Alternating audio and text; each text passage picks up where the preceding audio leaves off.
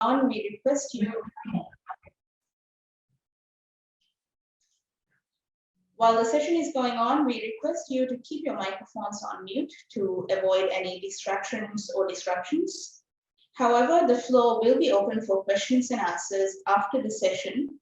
So you may engage through your microphones and even switch on the cameras according to your preference. Should you have any other queries, please feel free to send us a direct message through the chat box on Zoom.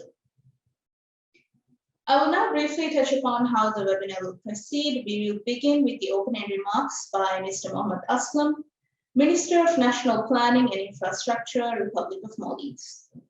After that, begins the session on strategic foresight.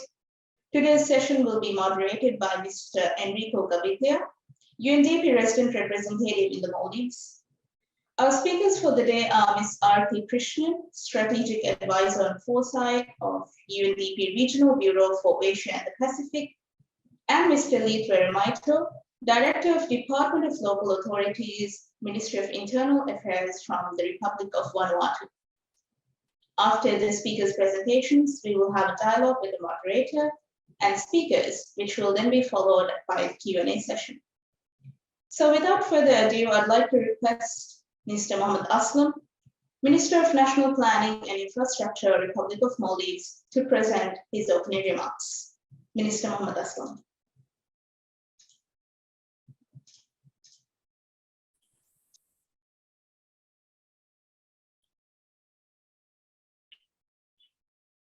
Good morning, resident representative of UNDP in Maldives, Enrico, dear participants.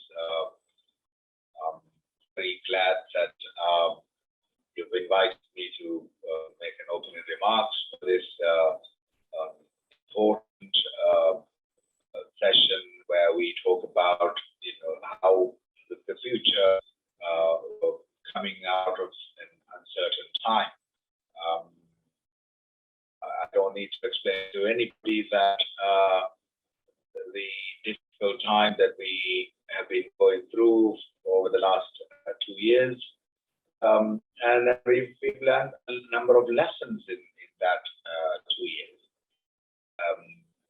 This particular session happening online is something that would have never happened before the pandemic, and we would have to spend a lot of money, burn a lot of fossil fuel to come together physically in one place and hold these sort of meetings. But things have changed, and I see this as something very positive. We can be where we are, and then we can talk to each other, have meetings like this, and we can run our affairs in the digital world. I was not born and bred in the digital world. Slowly learning to be, to live my life with this new lifestyle and ways of doing things. I can't say it can be completely as an alternative to physical interaction, but this is good enough for us to continue with what we do. We've managed to run the governments. We've managed to run businesses online, and then we've come to learn how important that the digital media is going to be in our life in times to come. And it's not a bad thing. It's not at all a bad thing. Maldives have done extremely in the pandemic. We were among the very few countries to open borders 6 months into the pandemic. Our economy is bouncing back very well. Of course, whatever happens in the world talks that is globally does have an impact on us. So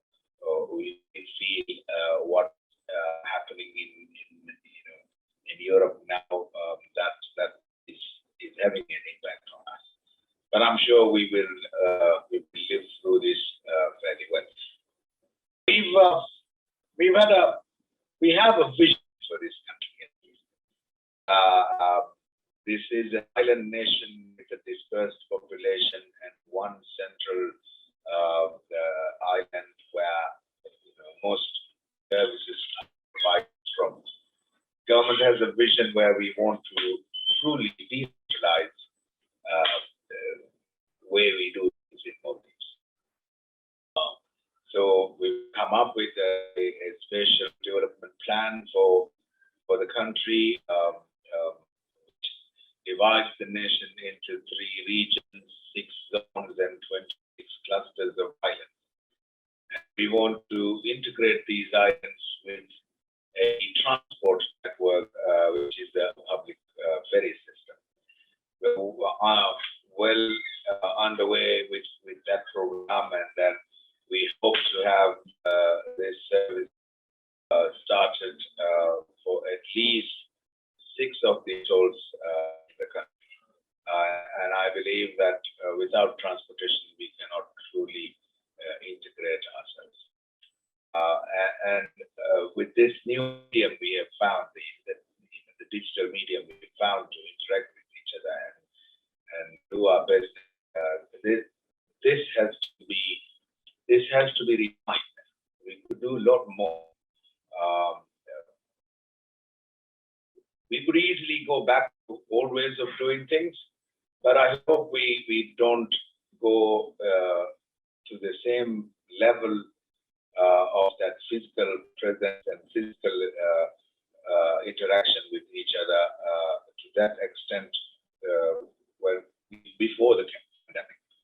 I hope that we would still continue to use this sort of medium to run the governments and do business. And I'm glad that this is happening online. Such things should not be stopped. It's going to save us a lot of costs. It's going to do a lot of good for the environment.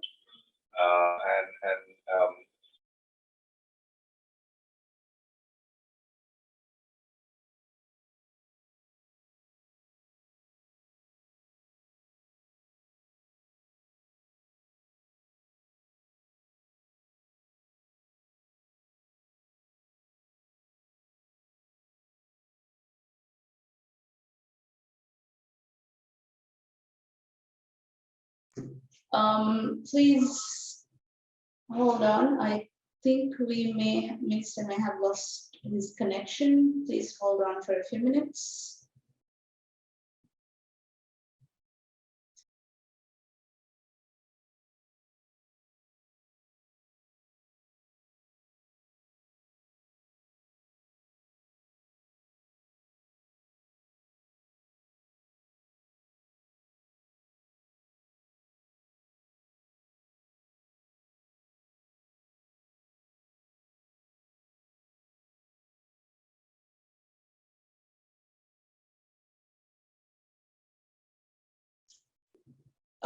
We are just checking with the minister, so please hold on a few minutes.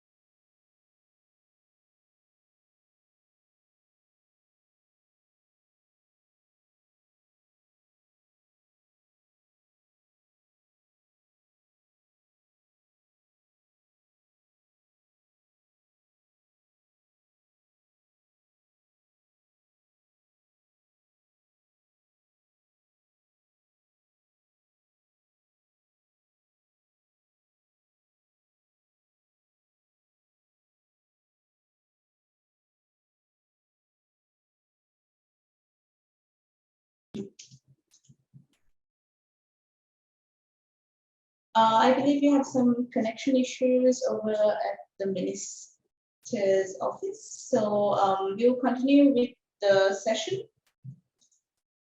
I will now hand over to Mr. Enrico Gavitia, UNDP resident representative in the Maldives, to proceed with the session. Our session will focus on strategic foresight. Over to you, Mr. Enrico. Thank you.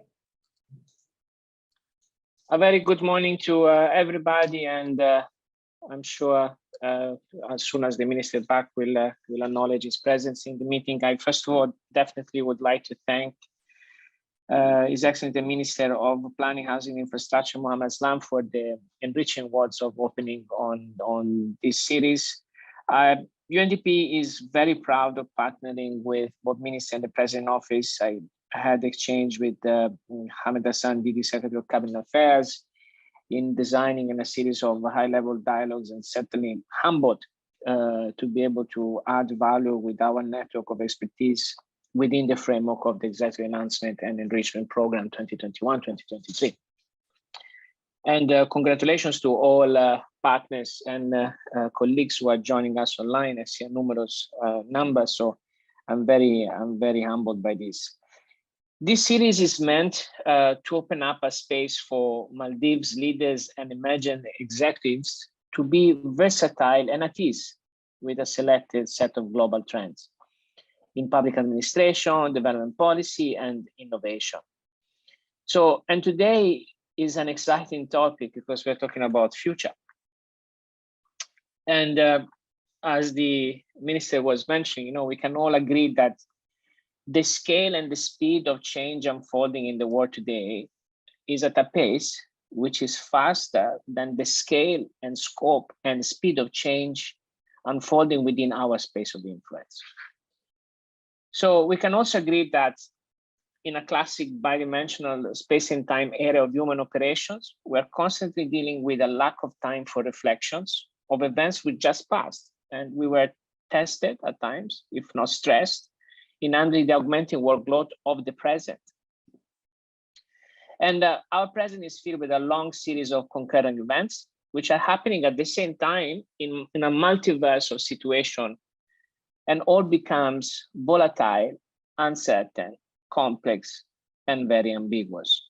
There is an acronym, of course, we've been coined for this, which is called a VUCA word.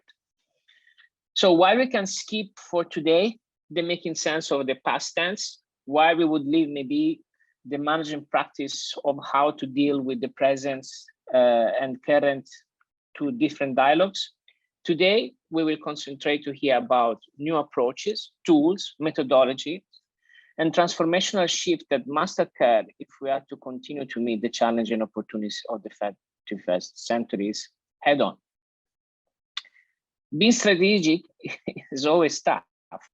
Be strategic into the future, like foresight, is a bit of a nice challenge. So to understand better then, and that the capacity to anticipate and adapt to change is an indispensable capabilities of an effective public service.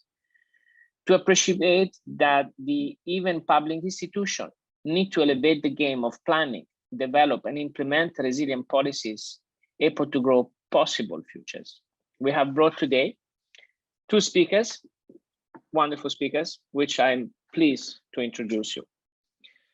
Our first speakers are Arati Krishnan, Strategic Advisor and Foresight from United Nations Development Program Regional Bureau for Asia and the Pacific.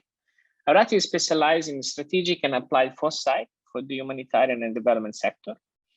A seasoned expert globally, she works on the intersection of humanitarian development futures, strategic foresight, and anticipatory institutional transformation.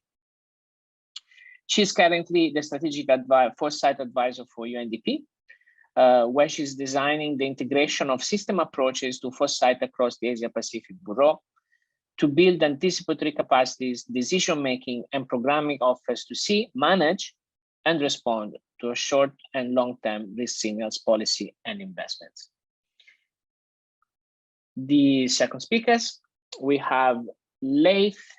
Leith Dermaito, with over 18 years of working experience, working with Vanuatu government in critical areas of policy, legislation, planning, budget, and reporting frameworks. Leith was formerly the director of local authority in Vanuatu from 2019 to 2022. In addition, as a senior de facto official of the Australian High Commission in the aid sector, Leith gained extensive experience working with the Prime Minister Office and Planning Agency and Development Partners in Vanuatu, regionally and internationally, underpinning delivery of initiatives through inclusion and cultural community engagement by working closely with chiefs, community leaders, faith-based organizations, civil society, international non-governmental organization, private sector. He has specialized in infrastructure, energy, governance, and recently planning at national, urban, and regional levels. In a way, a colleague of yours.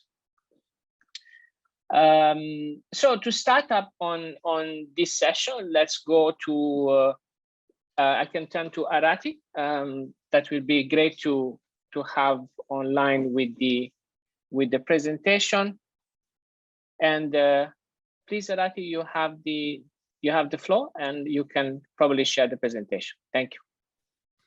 Wonderful. Thank you so much, Enrico. And good morning, esteemed colleagues, ministers, and colleagues in the Maldives and EEEP. It is my pleasure and privilege. Arati, apologies. I think we have the minister back. So it will, as soon as, thanks for letting me know, colleagues, that he's been back. So it would have got one of this chat message. Minister, can you hear us? Yes, I can. Fantastic. Thanks for being back.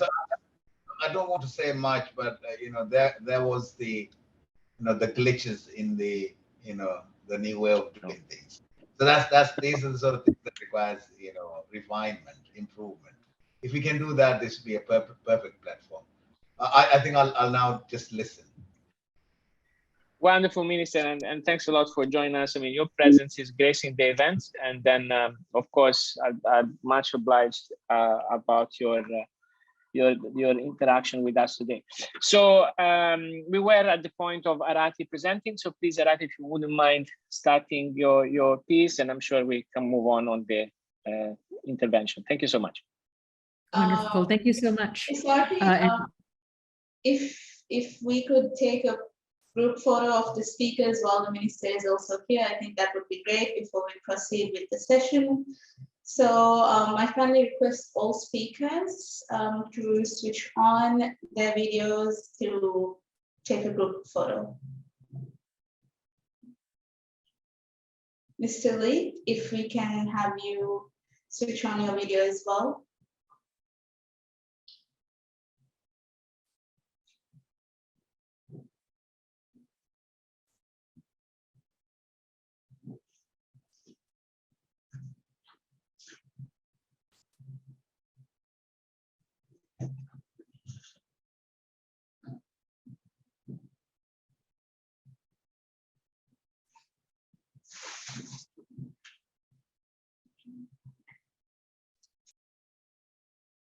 I see we're all online and smiling. Shall we snap the pictures? Yes, I think we've got the picture, so we can proceed with the session. Thank you. Thank you again. Thank you. Wonderful. Okay, Arati, back to you. Thank you so much, Enrico, and esteemed colleagues and Minister Aslam. It's my pleasure and privilege to be here with you this morning to talk about strategic foresight and what it means to design anticipatory systems and anticipatory governance. My name is Arati Krishnan. I work for UNDP with Enrico and my other UNDP colleagues. And my work looks at how do we be better prepared for what might be emerging in front of us, whether those are new types of risks that are emerging or new types of opportunities. How do we ensure that we are best prepared to meet these new changes and not continue to be taken by surprise?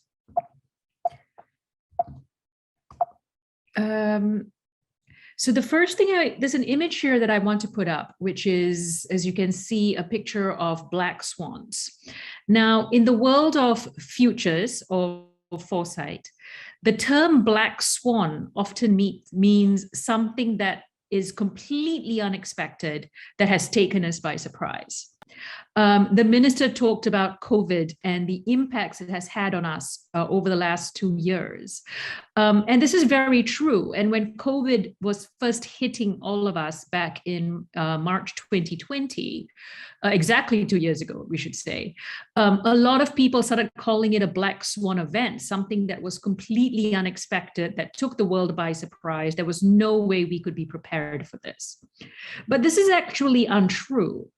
A global pandemic to the scale of what COVID was had long been predicted. It had been in trends reports, global health trends reports, global health forecast reports for almost a decade prior to COVID actually hitting us.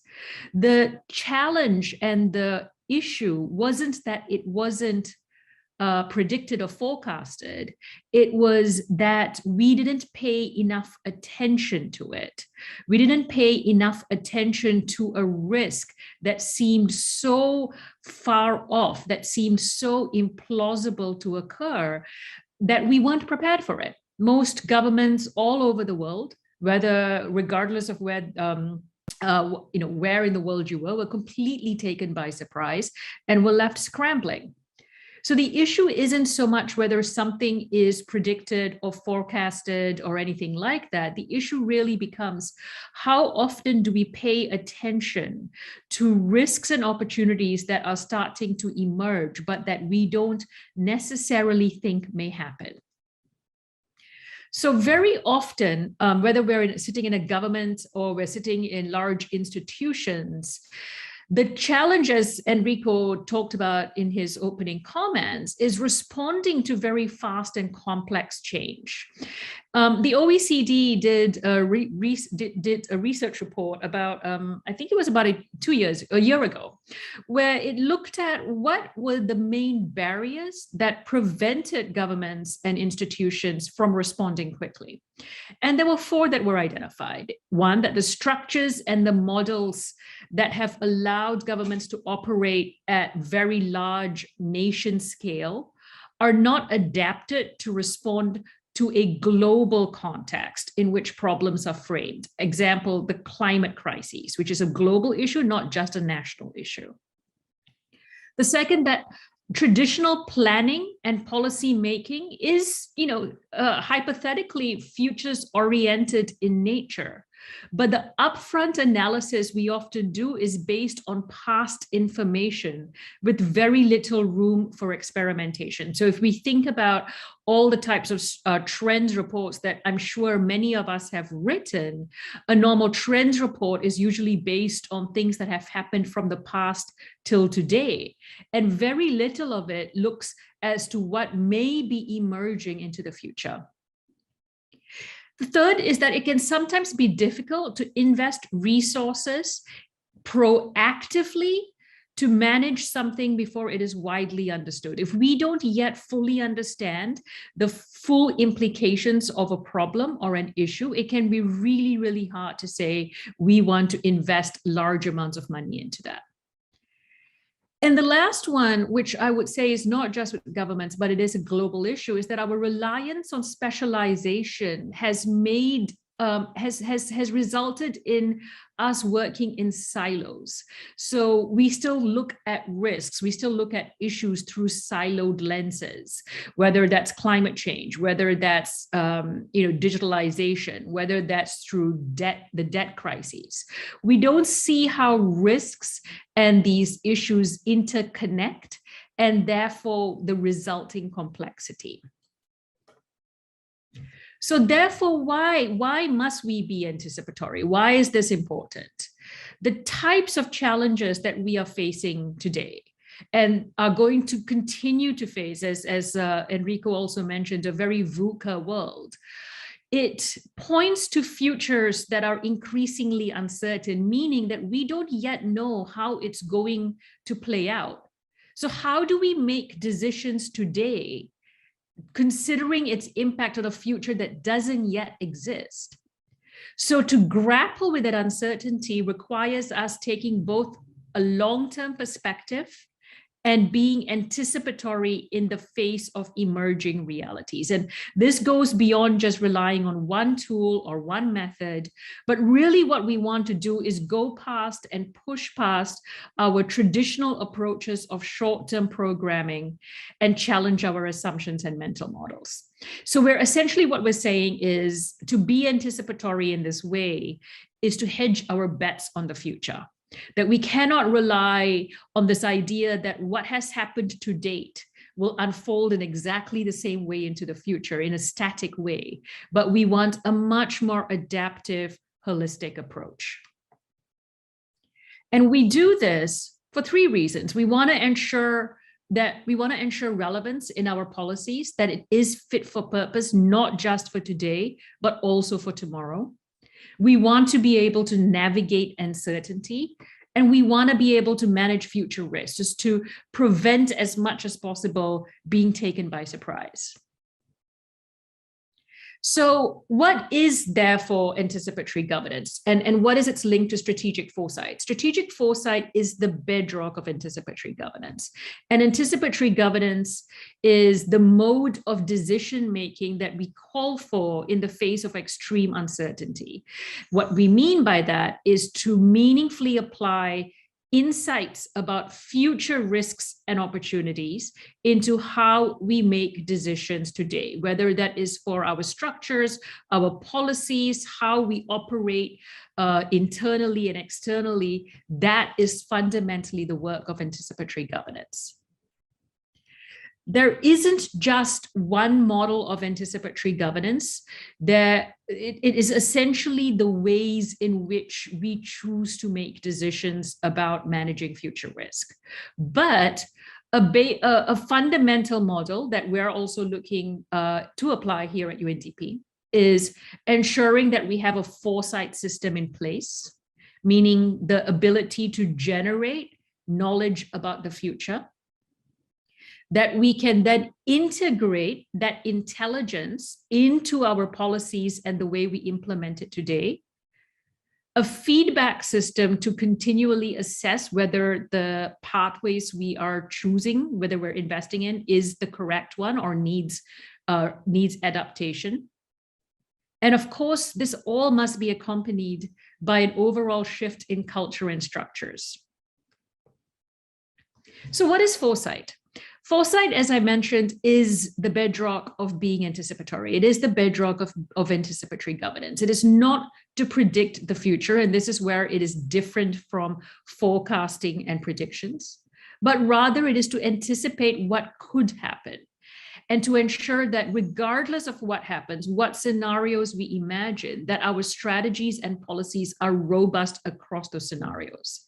And it pushes us to think beyond just in linear ways, but to think long-term and systematically about things that might disrupt our pathways.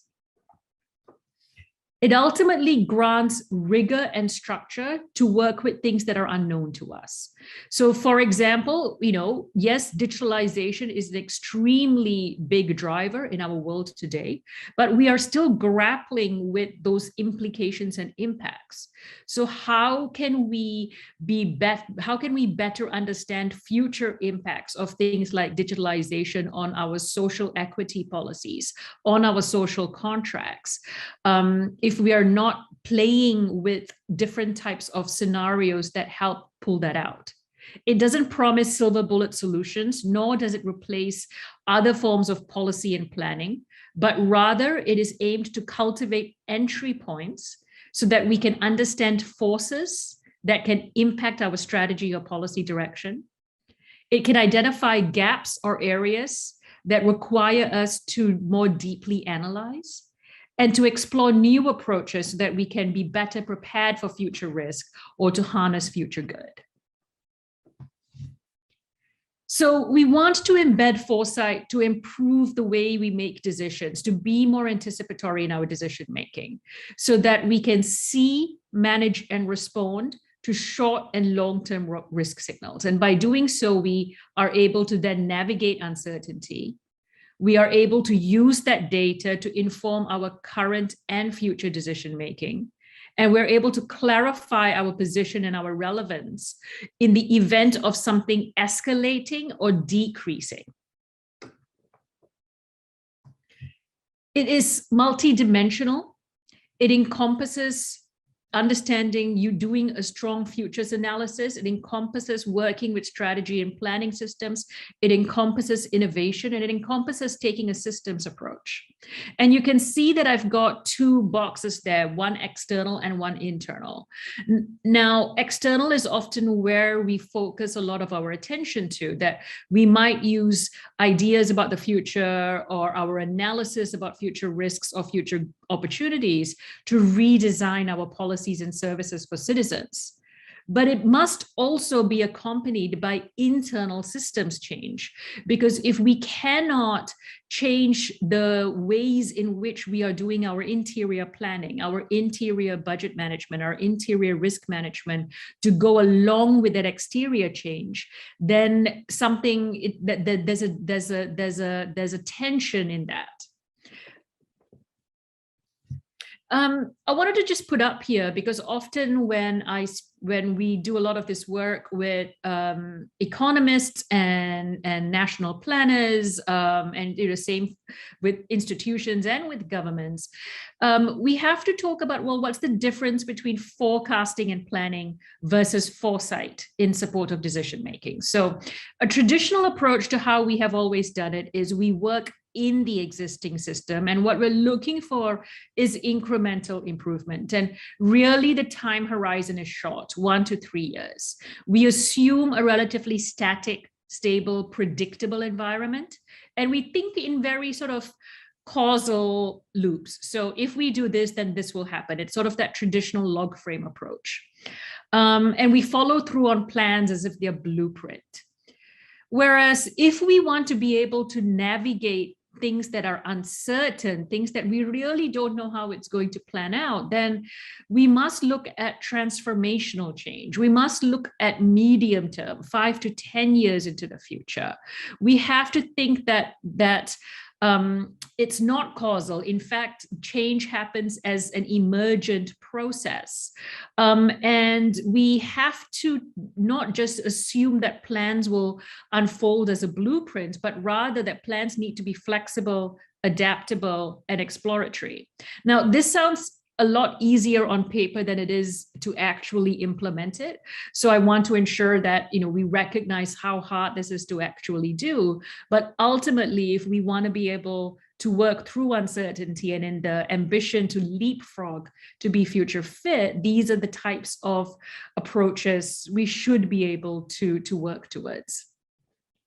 And we do this because, as I mentioned earlier, the risks that are emerging are converging. They're not happening in silos. We're seeing climate risks greatly intersecting with technology risks, greatly intersecting with conflict risks. And so therefore, we have to build uncertainty into the very layers of how we do our policy and planning design. Our normal approach of assuming that if we have a risk model and we can generate a forecast, that means it's causal and linear, but that does not account for uncertainty and complexity. The last few things I just want to put up here is to show, what does static policy mean when we look at it through a lens of uncertainty? So at a level 1, we can say that we can see the future, we have an optimal policy, we want to forecast it, and we want to choose the type of policy for that future. It's still fairly static though. We can see level 2, there may be alternate futures, and we're often going with a risk-based policy. A level 3, which is, we assume and we work off the assumption that the future is limited and bounded. And so we have a robust policy, but it's still static. So we identify plausible things that could happen and find a policy that works acceptably across most of them. And to be honest, between level 3 is really where most foresight practice can end up. But if we wanted to really tackle being adaptive, being anticipatory, then understanding that the future is unlimited, it's unbounded, anything can actually happen, then we want to adapt. We want to embrace adaptive policy. So adapting the policy over time as conditions change and learning takes place. And this is really, really hard to do because often we don't get time to reflect and learn. We're often reacting and firefighting very quickly. So things to consider as you look to start to embrace elements of foresight systems or being anticipatory into your practice. And here is just some 5 points that I've put down that have been based on my learnings to date.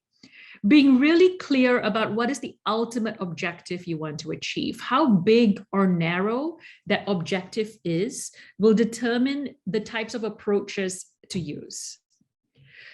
What time horizon is going to be most appropriate for you? Is it, are you still going to be comfortable at 3 years? Can you push out to 5 years? Can you push out to 15, 20 years? And being realistic about that. Our ability to embrace the unknown can really impact how we make decisions. Very importantly, what is the risk appetite for change? Even if we produce the most amazing horizon scanning reports, if we produce, very, very robust types of scenarios, what is our risk appetite to invest differently, to invest into experimenting differently, to be prepared for those types of scenarios? How might those types of interventions have to link to other processes, i.e. your procurement processes, your budgeting processes, your HR? And what are your current decision-making structures? And how can insights about the future actually feed into those so that you're not creating anything new, but rather you're adapting what you have currently to be more anticipatory?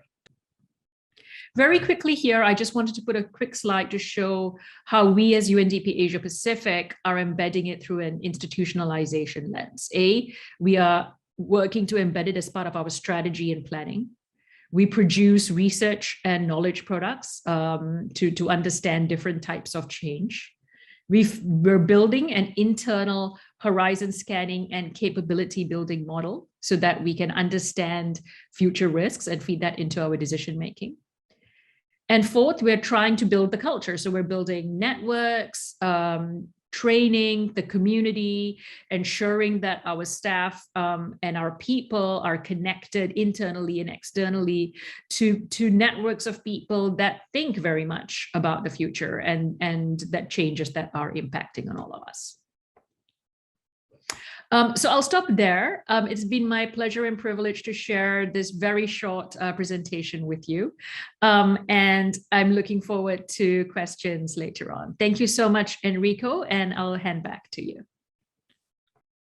Fantastic, Arati, and thanks a lot for this. The clarity of thought that you have, just beyond midnight you're in New York, it's impressive. I mean, we just need to say that Arati has gently accorded this session in the night in her time zone. So, but thanks a lot. It's been a lot to convey, intense and deep. Definitely some elements of the capabilities of all of us to stop for a moment and trying to see and sense what are the emerging claims that the future is sending us. I think it's very key when especially we are distracted in the everyday work, in the workload of things to do and things that just happen. So, but we will go more on this. Let me pass then to Mr. Lake. Lake, you have the floor. It would be fantastic to hear your experience as a colleague of many of your colleagues here in Maldives. So your testimony is very relevant to all of us. Thank you. Thank you, Enrico, and good afternoon, everyone, Honorable Minister, and the other participants, including the UNDP participants who are here today. Thank you so much for this opportunity, especially to be able to share some of the experience from a small island state, which is in the Pacific, a kind of similar environment such as the Maldives. Before I continue with sharing some of the experience, I thought to give a bit of a background in terms of information about Vanuatu, and especially those who haven't had the opportunity to be able to understand or read about the country itself. The country Vanuatu is actually a small country, just about 12,000 kilometers square of land. It's located in South Pacific, close to Fiji, between Fiji and New Caledonia. It's comprised of 83 islands and has a population of around just above 300,000 people. The nation itself is strongly linked with the cultural and the custom, which are central to its nation building and the future. It has large unusable land with high potential for both green and blue economies. And we do have our aspiration, which is enshrined in the Constitution, of course, also in our National Sustainable Development Plan, and a vision of safe and secure and prosperous Vanuatu. But having said that, of course, we are challenged by natural disaster, which we are frequently experiencing in this country. We are actually ranked as highly in terms of the index of vulnerability to disaster. We have cyclones, earthquakes, volcanic eruptions, and of course, tsunami. We also have a very narrow taxation base, which then means we cannot afford complete systems and, of course, waste of resources. In addition to that, we do have very low human resource capacity that exists in the country. And that is one thing that we do struggle with, and it's a challenge for this country, especially in terms of policy making. Going further in terms of how we approach from the Ministry of Internal Affairs point of view, our focus or our aspiration is to be future fit, as we always say, and to be future fit, it requires us to be collectively intelligent, which means it requires us to pull intelligence across the different players, of course, to be able to benefit from them. And also, as much as possible, to be simple and adaptable design, and based on the available resources, skills, and the experience we have.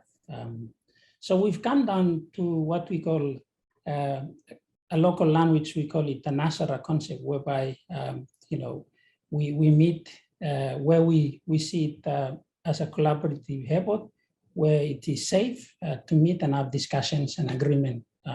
This is a concept that has been adopted previously by the traditional leaders, chiefs of this country, where they sit around the Nasara and have heated discussions. Of course, at the end of the day, they resolve issues. So our approach is using that approach, given that is the traditional approach that we have, and design our strategic plan to fit in terms of future fit, in terms of anticipatory and being risk informed. Part of that also is not just being able to sit and discuss and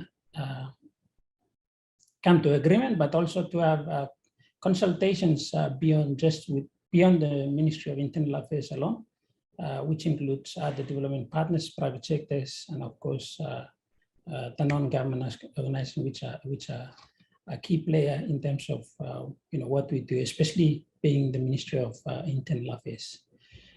So our experiences has been that previously our discussion has been focused on immediate risks, evolving threats, and potential crises as been the traditional approach of how we do things here. And what we've seen is it resulted in us just navigating to crisis and responding to approaches, not looking beyond or thinking beyond, or anticipating what the future will be like. With now, the anticipatory approach, we want to predict the future and how it will look like, and take the advantage of the tools available and set the course for our development strategy. One of the greatest, as I said, one of the greatest cultural history that we have is I do want to acknowledge is the great chief called Roy Mata, who sets the example of bringing tribes together, gather in what we term as, we call as Nasara in the local language, where they sit and discuss and predict the future and what needs to be done by each people. And this example of anticipatory planning and discussions, noting what the risk would be, has been really helpful in terms of us guiding us in having a ministry strategy. Whilst we know the future will be different to present, we do acknowledge that we struggle with imagining that there is no one future that our actions today will actually help share or create different options.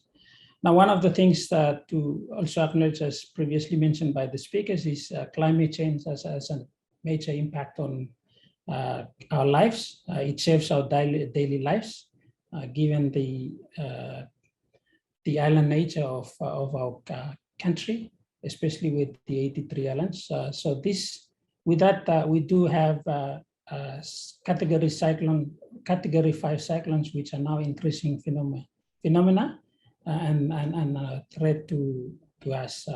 And this is an issue of major importance for us, especially in terms of anticipating, what would be the future will be like. We've also got the environmental threats that are not only to Vanuatu's concern, but of course, the rapidly changing geopolitical context in the Pacific, as many of you might have read. We do have the COVID as the pandemic, the ICT and the business technologies, which are continuing to be a challenge to our national security. We have, while acknowledging that we do have a very low capacity or skill capacity, we do also have a brain drain through seasonal workers in Australia, New Zealand, and perhaps US in the future. And this is going to create skill gaps, which is a key policy issue for us. Having said that, one of the things that this ministry has a charter for it, as this ministry, is decentralization, which is perhaps one of the most powerful policy imperatives that we feel that is currently shaping Vanuatu's future. And over the past years, our focus has been really trying to attract people back to the 6 provinces.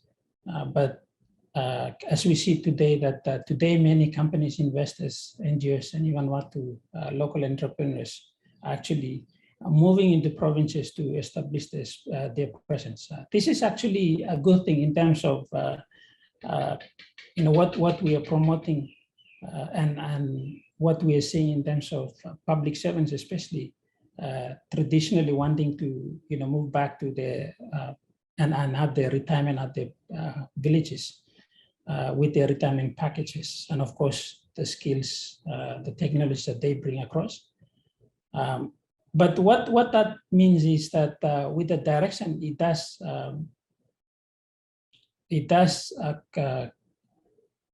put a strain in terms of the customary and cultural networks or systems that are already in place. And that, for us, we do need to acknowledge that. And the Nasara concept that, again, we have continued to promote, we feel that that's really a collaborative investment or approach that brings on collective approach to it, but at the same time also mindful of the risk and opportunities that are ahead of it. I do also want to say that with that, we also have a change in the direction in Urban Reef. People are now returning to rural areas to focus on what we call green goal, which is the land, which is land in particular, and increasing production in rural areas. And interestingly, we do have a declining birth rate in the rural areas, and this is against regional trends. That so we're seeing that the future of Vanuatu is really moving from rather than into urban, but it's more or less people are moving back to provincial or rural areas. And this for us is a great challenge in terms of providing the essential service such as health and education. So looking into the future, as I said, how focus or our theme or our mandate that we continue to preach, and of course our Director General has continued to be calling for is for us to be future fit, while empowering. That we know this is empowering for us, but at the same time it's also threatening, because we've known Vanuatu can assume and predict what the country will look like in the next 30 years. That has been, but with anticipatory planning, we do see that with the trends that are happening and the risks that are ahead, we see that there's a much more of a predictable opportunity that we can take charge of. So our experience with the anticipatory governance for us is been really led by our understanding of our needs and objectives. It is also informed by our capacity. As I said, we do have a very low capacity, skill capacity, but whatever is available, we do want to as much as possible, we do want to capitalize on it. The other thing we've also taken is really our approach has been really wanting to be practical. We started with acknowledging the limited resource that we have, and not and we cannot afford very highly expensive approaches. So rather, we find ways of global. To be able to bring global and local intelligence into the ministry and be able to work on things. So for us, our team is looking at how we can ramp up the interactions. One of the key areas that we see as an opportunity is also to look into our interactions with the youth. The youth percentage of population in this country is around 51%, and that is for the 18 years old. And we do need to be really mindful of the security issues that the youth are bringing, and so this is one thing that we are seeing as a trend that is currently displaying for us. In terms of how we want to deliver on our future fit promises, as I said, we have a strategy. Now that's been drafted and reflected on basically on the past to inform the future. In the next few weeks, what we have done is we have identified objectives or activities where we can usefully dedicate have dedicated research into it, and start to look at some of them in much more deeper to understand it. So for me, one of the things I'm really excited to research on is really the role of private sector in assisting government in decentralization. So what else we have done? Of course, yes, we've been relooking at our policy and activities to ensure they are risk informed. We are accepting complexity of the risk and appreciating its interaction with uncertainties that we may have based on our data. A step we plan to do is to have biannual horizon scanning within our ministry, which will allow that space for us to, the executive especially, to to look at and pay attention to some of the issues that are popping up, and to be able to devise the way forward as part of the Horizon Scan. So to conclude, I think, yes, in a short summary, yes, our experience with the anticipatory governance as planning has really showed us the following, and that is thinking about the future to us is natural because of the long-standing traditional history of finding community-based mitigation strategy to prepare for the unknown climate, political, and tectonic events. We feel that this proud history, tradition of consultation and collaboration for common goods needs to be strengthened, and by utilizing emerging foresight and anticipatory strategies.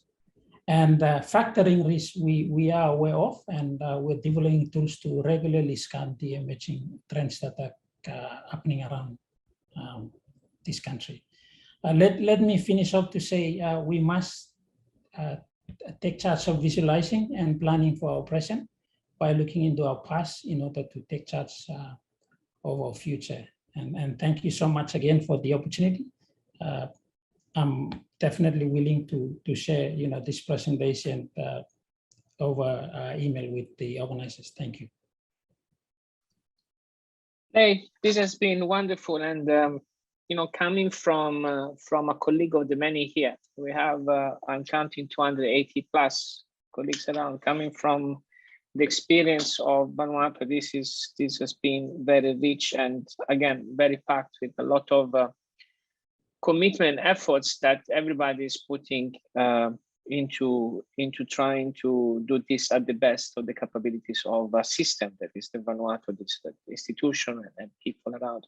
I picked, I was struck by a couple of concepts of the many that I could pick, and it's very difficult to choose one. But the Nashara, it's a wonderful proposition, right? It's where you create that safe space of reflection into the present. You to carve it out from the daily workload and everything.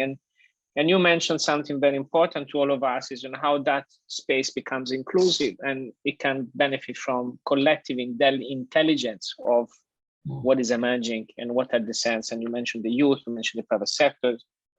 So at the end, it's not about guessing what is going to happen. It's about what capabilities are we going to build within us in order to be able to respond to a possible scenario. This has been fantastic. Thanks a lot. I just have a couple of questions. I really want the team and the participant to be able to ask questions as well. So I just have a short ping pong with each of you. Arati, I'll start with you. At times we could be intimidated by the foresight concept. It seems abstract times to people who have not experienced it. And there are multiple tools and methods from horizon scanning, scenarios you mentioned. There are several levels of futures that you explained to us. So it may sound intimidating at times. But if you had to round up to some concrete thing that governments, right, can do as a starting point, what that would be and how would it feel like?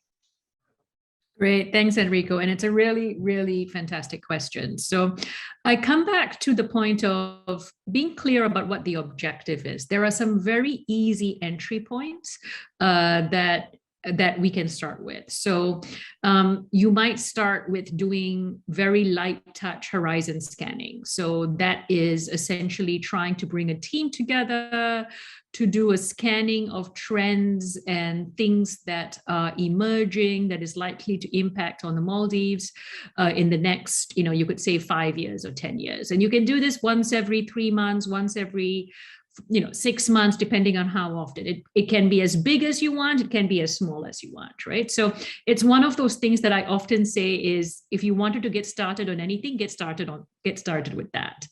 The second thing you could also do is, if what you wanted to do wasn't just about bringing, understanding risks or understanding what trends, but you actually wanted to do, let's say, collective visioning. What does civil society, what do your citizens think about the future of Maldives? What is it?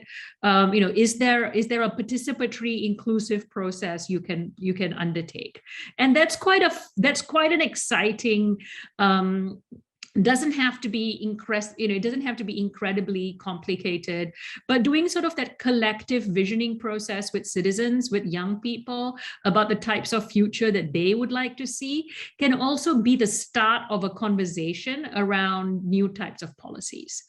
The third thing that I would also suggest is sometimes just research can be good. One of the things that they are practicing in Vanuatu, and what we are doing here at UNDP as well, is trying to understand a topic a little bit better. So we're doing these things called foresight briefs.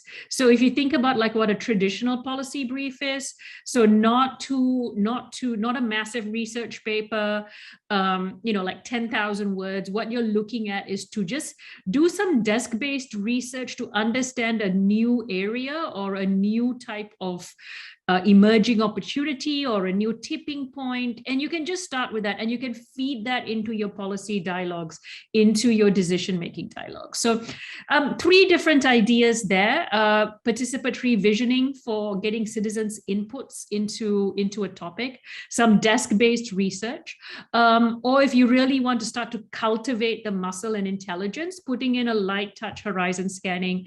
You could have a team of 5 to get that started with, and it doesn't have to be hard at all. But yeah, those are some really easy entry points to begin with. Thank you, Enrico. Thank you, Arati. And I took note. I'm sure colleagues have done that as well. Leif, let me come to you. Government's bureaucracy, right, rely on rationality, predictability, at times hierarchy. So it's, and at times structural incentives are not always aligned with this kind of principles. So on top of it, we have capacity constraints, we have workload and all this. So can you just tell us what could be an idea for infuse this kind of methodology and thinking into government, and what in your experience has worked and what has not worked? And we need also to be frank about that. Thank you. Okay, thank you. Yes, I think that's a great question in terms of the practicality of making this work, especially working in the government. As you said, you're bombarded every day with different directions, instructions, and so forth. And given the nature of the government here, it's also small. Of course, we get instructions as well to do certain things. But I think one of the things that we do very well here with what we have done is really to just look at individuals and within the cohort of people that you have, whom you could just focus on them and identify them that these are key reformers. These are key people that who are the change or the drivers that we could start to solicit the idea with, and then eventually take this forward. And that for us, it has been a really good approach where within this ministry, we're able to, myself and a couple of more people, we're able to select those people who are really keen to drive things and make a change and make a difference. And from there, start to solicit the idea. And then eventually by doing that, through this model, then we influence others who are around us to be able to come and accept the concept. And then gradually this is now being talked within the ministry. And so from there, then we start to sell it more broader. And by bringing UNDP across with all the expertise as well, it starts to spread across further. And I think that in itself comes to help in terms of fighting the everyday pressures that we go through. But at the same time also, we take out some of these people and focus on them and allow them time to really think and discuss issues and start to identify areas that are, or issues that are popping up, and what could be, the future would look like. So that's been really good, and with the support of those we have here, especially the UNDP team, and of course, at the colleagues who are reform-minded. Thank you, Leighton. One of the responsibility of leadership, right, it's making sure and enable an environment which is open and creates this space of the input. And I'm sure if we ask the 277 participants here today who would like to contribute to that, we will have an inflow of wonderful insight on the emergence of the future. And so how to moderate that is going to be an intense and fascinating space of creation for innovation. So, colleagues, I think this is part where I'm now handing the floor to you all. I will require some probably logistical help to see who's raising the hand first, and I hope I won't miss anybody into this. We have, of course, time is constrained, but we will try to pick up some of the questions. So I would suggest that you raise your hand, and at one point, maybe my colleagues or I will be able to locate you in my screen. I have 12 pages of screen, so I hope I can find your hands up. So by all means, please, and then of course I'll give the floor. You can introduce yourself and pose the question, and either Arati and Leith will respond as they see most fit. So please, any hands up? The floor is open for questions. If any participant has any questions, you may switch on your microphones or just write in the chat box. Chat box also good. I'm happy to read them for you if you have connection problems.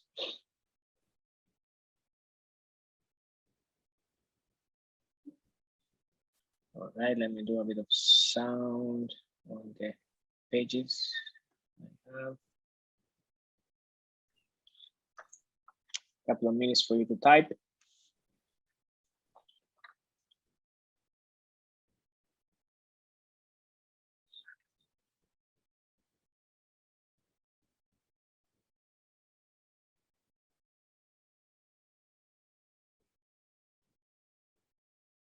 Very good. I have a volunteer from Turtle Council. It's fantastic.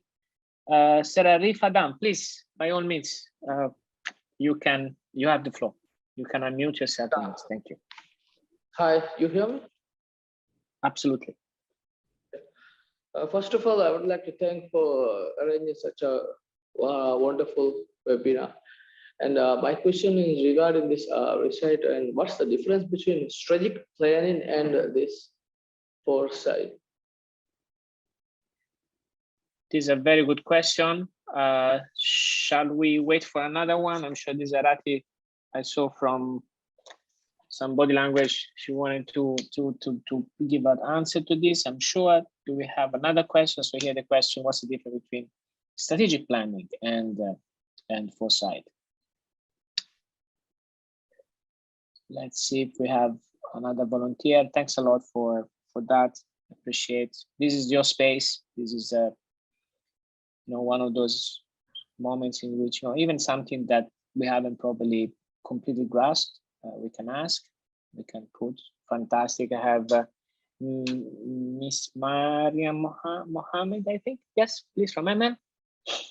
Thank you so much for this opportunity. I'd like to say this is a wonderful webinar. Thank you. I'll have a question. You mentioned about that not being ready during the COVID situation, but we know that it was predicted it's going to happen. What are the measures to prevent it in the future? I mean, what can government do to prevent it in the future?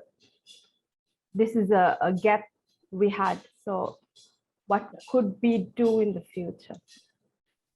Yes, and it's very pertinent, and this one I'll ask Leith to give some thoughts. So let's do this first round of answers. Arati, you had the first question. Of course, it's free talk. So, and then Leith. Thank you. Great. Thank you so much, Enrico. And thank you, Arif. So strategic planning and foresight actually go very closely hand in hand. So planning often assumes you start from a point of X, and you plan forward in a short time frame, usually 3 to 5 years, or even sometimes we even do 1 year. And you sort of plan in a very straight line. You assume that things are going to unfold like that. What foresight does when combined with strategic planning is it helps your planning become more anticipatory. So even when you're trying to think about what you're going to do for your work plan for the year, for example, if you have a very robust trends and futures analysis at the start of it, your planning can start to encompass new things that might be on the horizon. So whether that's new risks, new opportunities, new innovations you want to experiment in, that's what your planning can do. The other thing where foresight can really complement planning is when you're doing your review period. So very often when we review, we're just reviewing based on what has happened to date, and then we just keep doing the same thing over and over again. But if we can combine a more futures-oriented mindset, then in a futures-oriented approach, then the periods in which we actually review can become a lot more quicker, can be a little bit more forward-looking. So what you're doing in your review periods is saying, not just have we ticked all the boxes and done everything, but actually the questions you're asking is, what is emerging that may throw all our plans off track? What is emerging that might take us by surprise? And you start to be a little bit more aligned with that. So just to say that foresight goes very closely with good planning processes, and actually you can't do one without the other. I'll stop there, Enrico, and back to you. Yes, we have Leith, and then I understand also Honorable Minister would like to contribute. We have a lot to learn as well. So Leith, please, over to you on the second question, which was posed by our colleague. Enrico, can you just repeat the question?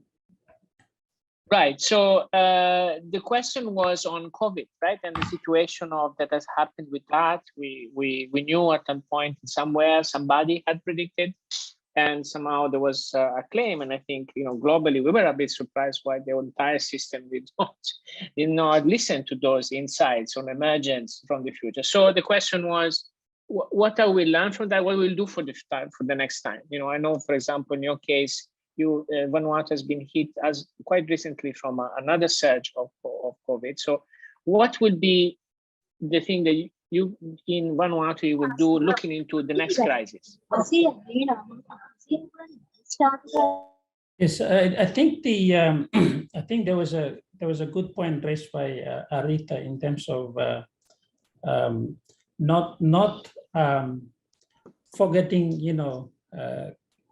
that there's the signals that are coming up, and that is a very good point. That we do know about this, we are aware of it, but we think it's not important for us to really focus on it, and that's the same thing that we have gone through here as well in Vanuatu. That for the last 2 years we haven't had COVID, and it's only until this 5th of this year we've had community outbreak. But we knew this was coming, but we kind of sit back. And I think, this is a lesson learned from COVID, but also in terms of looking forward.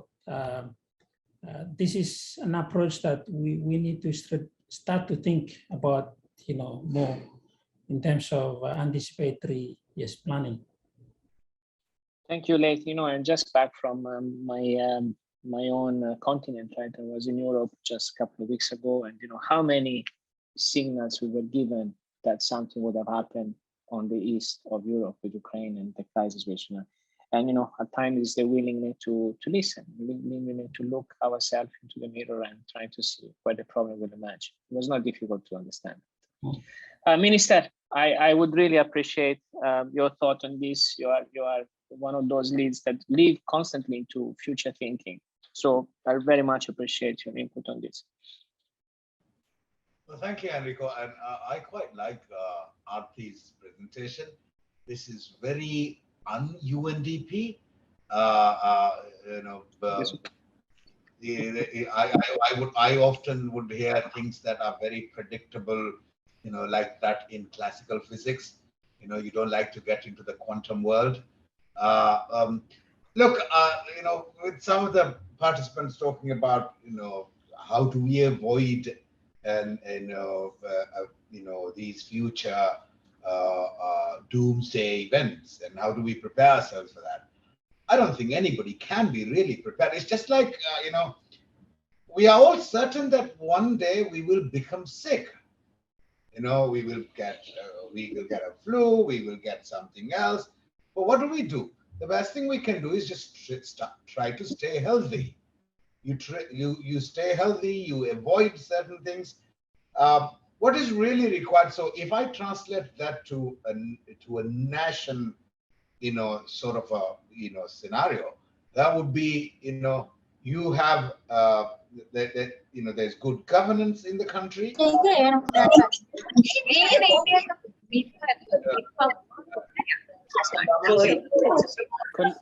Colleague, please mute your mic when you talk. Yes, Minister, sorry. Yeah, apologies. Yes, yeah, good leadership is very, very, very important. And leadership sometimes leadership means that you make decisions. And if you're a good leader, you will make good decisions. If you're a bad leader, obviously most of your decisions will be wrong decisions. And how do you make good decisions? And it's by, through a consultative process within limits. Obviously, you cannot make everybody take part in everything. So you have to make that judgment yourself. Now, when we tackled COVID in Maldives, I would say, I will claim this very proudly, that Maldives is one of those countries who managed COVID very, very, very well. We decided on a few things. There were certain things we decided.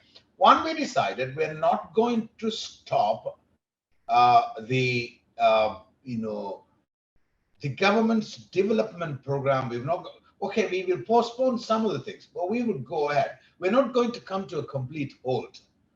We're going to keep walking. Okay, it's just like, you're not going to do a marathon now. You're going to do a slow run, but you will not stop. Don't come to a complete halt. Let's just wait for the right moment where we can start, coming back to the normalcy, and then, start doing things. And we made that decision. That is one of the decisions we made. And then and then we went on changing, as things changed, we kept on changing our decisions. Okay, this is the time to reopen our borders. This is the time for us to, ease on that particular thing, ease on that. I can see certain countries who went on. I mean, to be honest with you, it would have been very, very wrong decision for us if we decided that, COVID was a common cold, a flu-like thing, because there are a lot of talks, among leaderships of many countries. Let's just get on with this. It'll be a common cold. That would have been a wrong decision. On the other extreme, if we wanted to go for zero COVID, like certain countries, that would be a wrong decision for us. So we'll have to find a balance, and that balance will depend on, which country you are from, and that this requires leadership, strong leadership. You have to listen to people, but you have to make your own decisions. I believe we did that, and that's what it is. And the future is never certain. The only certainty we have is yesterday, is the past, is what happened. And today we only make, the past. Today we make it a reality. So some predictions and some things in life are certain, some are not. There are cyclic patterns that will come. For those uncertain things, we just have to be, healthy, prepared, have a good economy, have a decent level of reserve in your savings, And then you have the infrastructure. If something happens, that things will move. I think that's the best we can do. We can never be prepared for a doomsday scenario. It would be foolish for us to start having bunkers and saving food for a day where things. Climate change is definitely going to happen. We're going to live here. So what we have decided in terms of climate change, the decision we have made is Maldivians are going to stay on these islands for many, many, many, many generations to come. We're not going to leave. That's the decision we made. Of course, to live here, the future will be challenging, and we've accepted that it will be a challenging future. Now, obviously, those challenges will be, different sorts of things. We will tackle them. Some of them we will tackle as it comes. Some we will prepare ourselves for that. So there is no clear answer to how do we avoid this. There is no way to avoid it. You can only manage it. Enrico, thank you so much. That's just my thoughts. Minister, first of all, I'll accept the challenge on UNDP and see if I can still surprise you every now and then with some thoughts which are not in the classic thinking or development.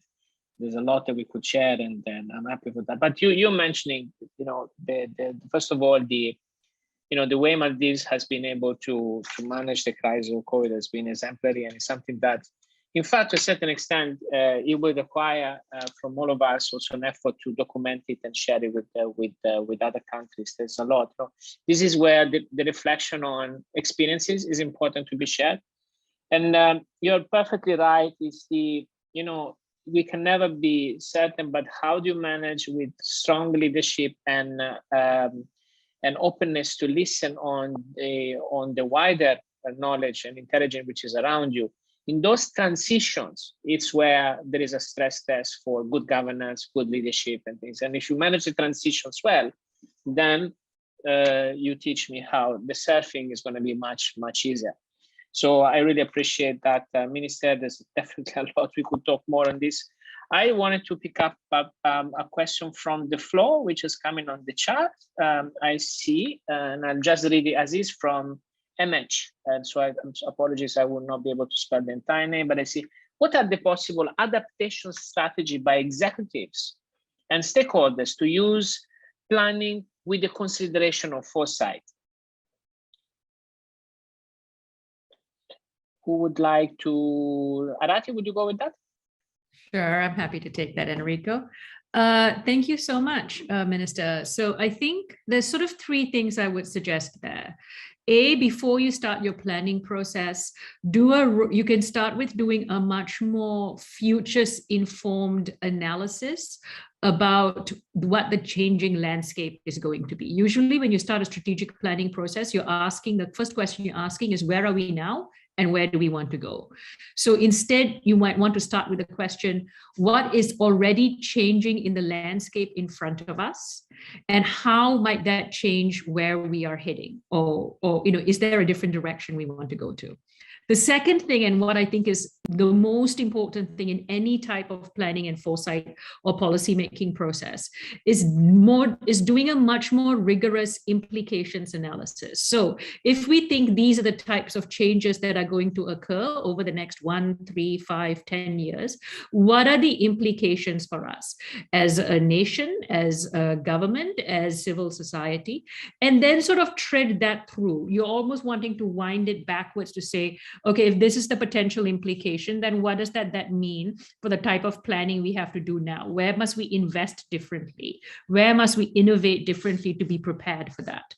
And then finally, the last part there is something that often gets missed, is how we evaluate and review a planning process. And I touched on this earlier as well. A normal planning process, you start from the start, you have your midpoint review, and then you have your end of year evaluation. But if we want to be adaptive, then those review processes have to occur a lot more frequently, and they don't have to be complicated. It could just feed into your leadership decision-making avenues that exist. And you're asking different questions. The types of questions you want to ask is, is, okay, this is the plan that we've had, this is how we're tracking, what is happening, what is emerging, is this going to be a risk to us? Is this an opportunity for us? Do we need to, set aside a little bit of investment to do some innovation to be better prepared? It's those review processes to understand how a disruption is going to take your strategy off course, and doing that a lot more frequently often is helpful, and it doesn't have to be a cumbersome process. I'll stop there, Enrico, just for some quick ideas to the minister, and I'll hand back to you. Very good, very good. And I see also a question for Lei, which I would like to read from a colleague. What is your foresight and strategies for the increase in risk posed by climate change? You touched upon that during your presentation. Would you spell maybe one or two quick highlights on the strategy for that future that you're foreseeing with the climate emergency, in fact, which is hitting everybody?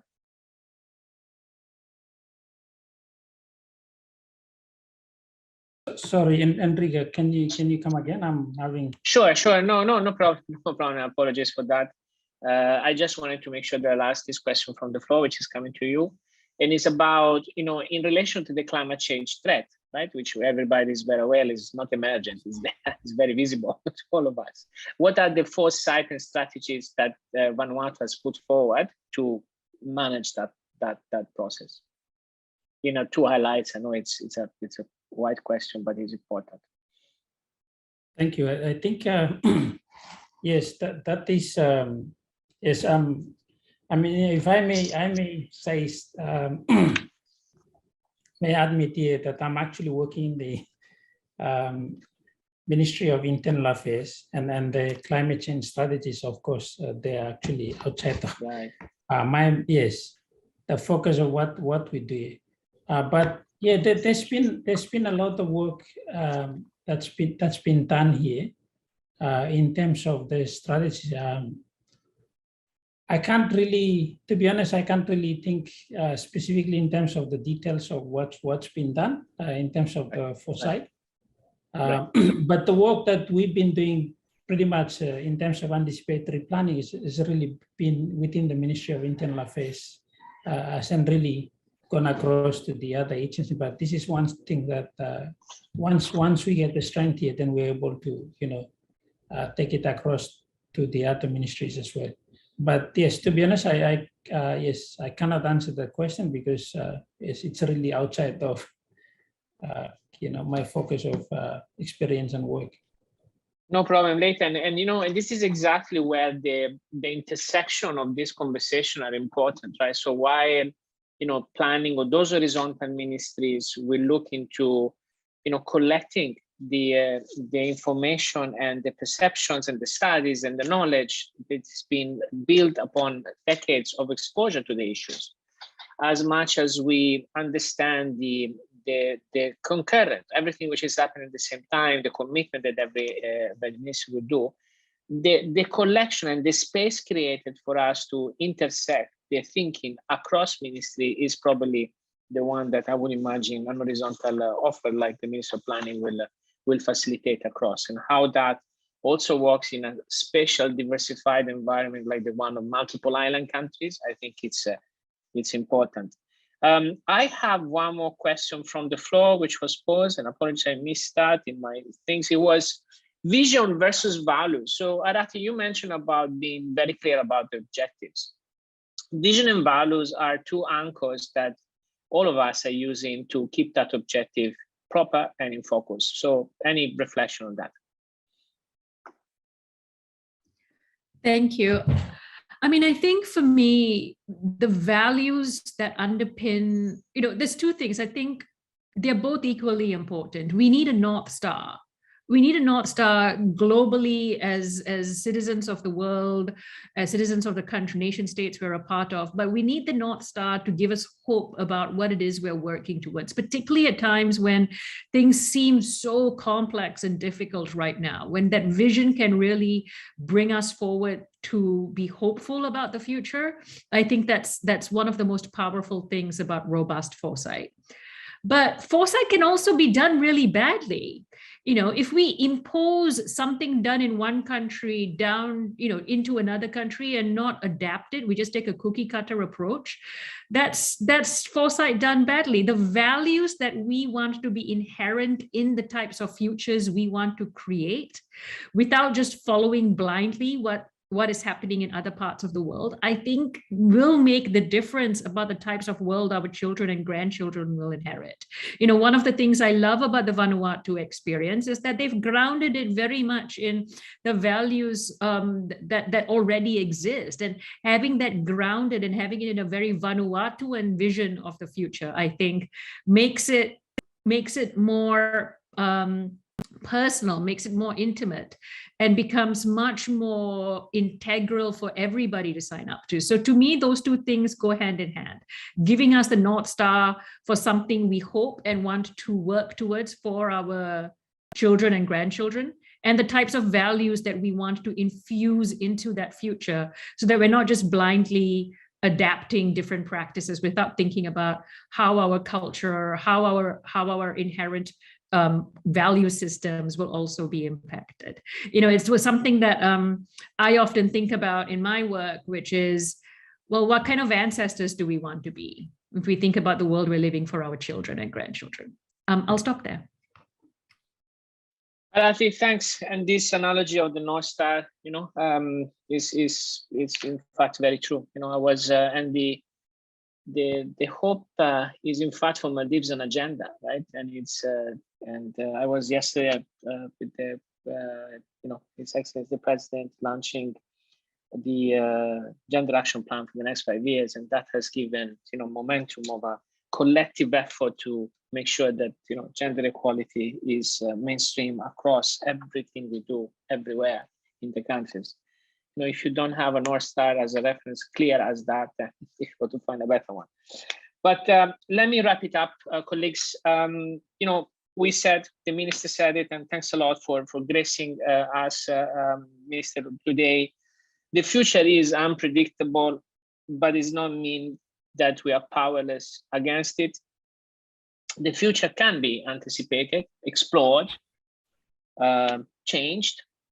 The future studies deals with all of that, right? This is what we do in foresight. And people can engage thinking about the future to reduce uncertainty and prepare for what may happen. And it's not about changing that event too much that we can't predict that is going to happen. It's about what will you do on yourself? What will you do on your organization? What will you do on that system of institution and people and collective effort and passion to be able tomorrow to face any challenge? Peter Drucker said the best way to predict the future is to create it. And I'm sure here amongst 240 people participating, there is a lot of creators and innovators that would like to change their future. So the commitment is all on yours. For me, it has been a pleasure today. I really would like to thank a couple of colleagues. Arathi, you stayed with us way past midnight. But if this gave you a sense of accomplishment in the question that all colleagues have asked you, and the interest and the rich conversation, I'm sure it was an early night well spent. Late, you've been fantastic. You've been traveling to participate to this meeting just to have a proper stream of conversation and Wi-Fi. There's a lot of work on behind this. So thank you a lot for that experience. It's very much appreciated. I would like to thank also the UNDP Multi-Country Office, Fiji, which has allowed this to be input at with you, to find leaders of your sort around the many that we deal across Asia Pacific and the world in 170 plus countries. I think we just got the right person for today. Minister, I'll take the challenge home on surprising with the UNDP new dialogues. Let's see how it goes. CSTI, you've been fantastic.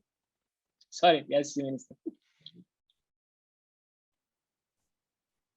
Let me finish with the thanks, and then I'll leave the floor. CSTI, you've been a fantastic team. Thank you so much. President Office has been with us in the design of this. We had a conversation like this a couple of weeks ago, and we put this together. I'm very happy for that. If this webinar has left you the curiosity to do more and to learn more about this, then we would have achieved our objective. Thank you very much, and the floor is yours. Back to CSTI. Thank you. Thank you all. Thank you so much.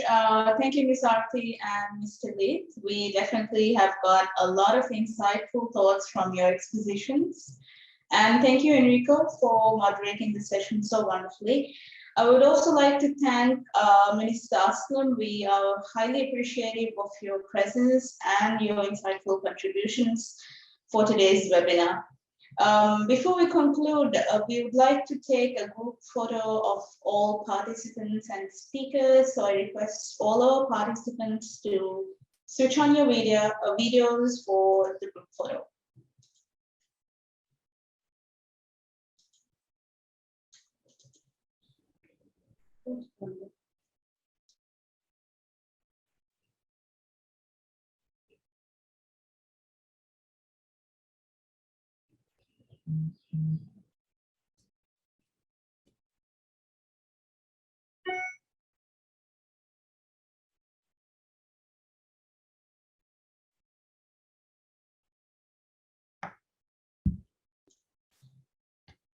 If our participants could please switch on your videos for the photograph.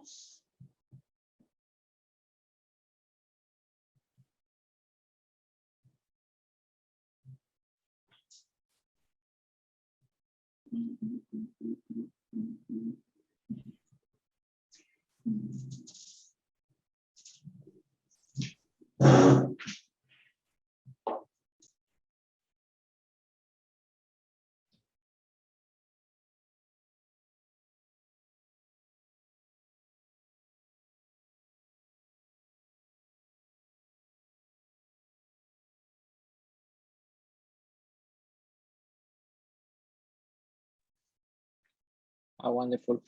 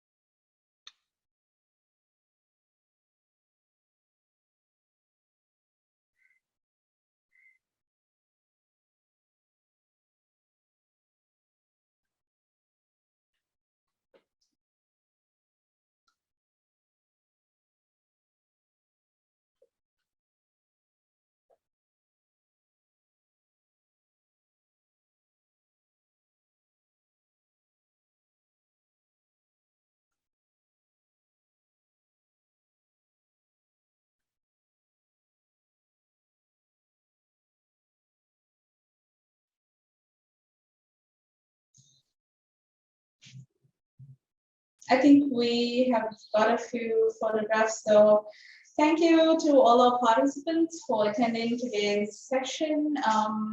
We would like to, we'll be sharing a link with all of you in the chat box, so kindly register or complete your registration for this webinar. We will also be sharing a feedback form via email once the session is over, so we would love to hear from you regarding your feedback. Also, speakers, there are some questions that we've received in the chat box. Shall we share your email addresses with the participants so that they can contact you? Is it okay? Okay, Ms. Arti. Yes, thank you, Ms. Lee, as well. Okay, so once again, thank you all for participating and for taking out your time to attend this webinar. We have a great lineup of events to come in the future. So thank you once again to all our speakers and participants. Have a good day. Thank you. Bye-bye. Have a good day. Thank you so much. Bye-bye. Thank you.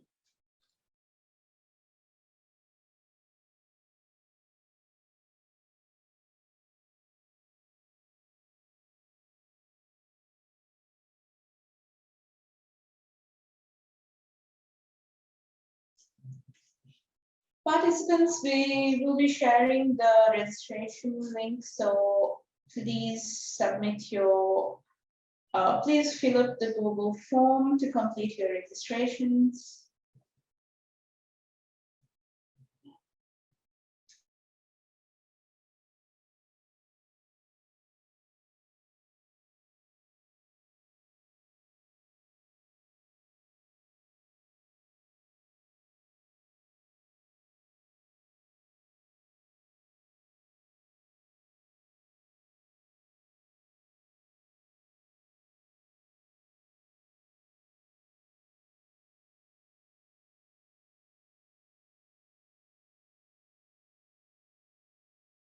Participants, please note that since a lot of other participants have left, we will be emailing you the registration link. So kindly fill the link afterwards. Thank you. We've also shared the link in the chat box. So if you can fill it up, that would be great. Thank you.